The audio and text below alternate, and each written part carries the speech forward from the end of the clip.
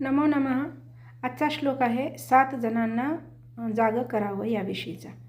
बघा ते 7 जण कोण आहेत ते.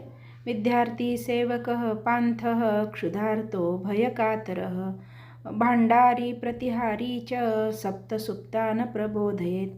बघा याचा अर्थ असा आहे की विद्यार्थ्याला नेहमी जागं केलं पाहिजे, म्हणजे ज्ञान देण्याचा प्रयत्न केला पाहिजे किंवा झोपला असेल तर उठवलं पाहिजे.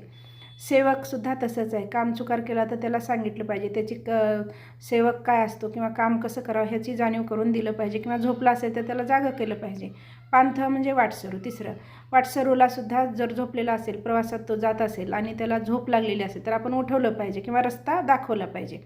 क्षुधार्तोचा अर्थ आहे भुकेने व्याकुळ झाला. एखादा व्यक्ती भुकेने व्याकुळ झाला तर त्याला जेवण दिलं पाहिजे किंवा त्याला झोपेतून उठवलं पाहिजे आणि जीव घातलं पाहिजे. त्याच्यानंतर पुढचं आहे कोण आहे, भयकातर म्हणजे भित्रा.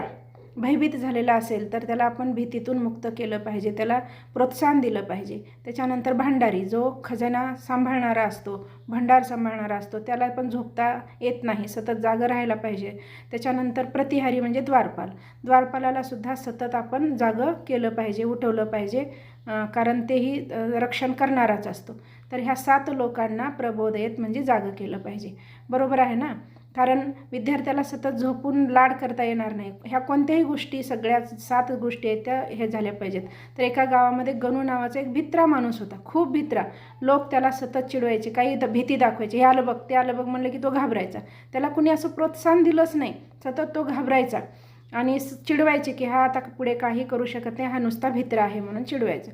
एका दिवशी एक गावामध्ये साधू आले आणि सगळ्यांनी आपापली त्यांच्या पाया पडून दर्शन घेऊन सगळे समस्या सांगितले.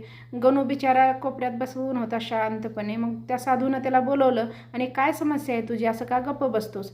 तर ते म्हणाला की काय करू महाराज, सगळे लोक मला चिडवतात, भित्रा भित्रा म्हणतात, पण मला भीती पण खूप वाटते, काय करू काही कळत नाही. तर ते म्हणाले की तुझ्या अंगात भीती नाही आहे, तुझ्या मनात भीती नाही आहे, भीती हे काय आहे की पोकळ आहे, त्याच्यामध्ये काहीच नसते.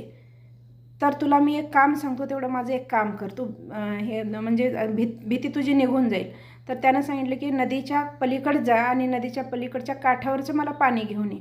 आता ह्या श्रद्धेनं तो महाराजांनी सांगितलेल्या आणि आपल्याला धटपण व्हायचं आहे या भीतीनं तू जा, तुला काहीच होत नाही असं म्हणल्यानंतर तांब्या घेऊन निघाला आणि वाटेमध्ये असं झाडाखाली एक वाघाची सावली दिसली. त्यांना गुरुचं वाक्य त्याला आठवलं की बाबा काही नसते, फक्त भीती हे असते. मग त्यानं तो गेला, पळत आला, घेऊन आला आणि तेव्हापासून तो एकदम हे झाला, साधू महाराजही खुश झाले आणि तोही चांगला भित्रापणा गेला. म्हणजे प्रोत्साहन दिलं पाहिजे या सगळ्यांना. तर तुम्हाला हा श्लोक आवडला असेल तर शेअर करा, लाईक करा. धन्यवाद.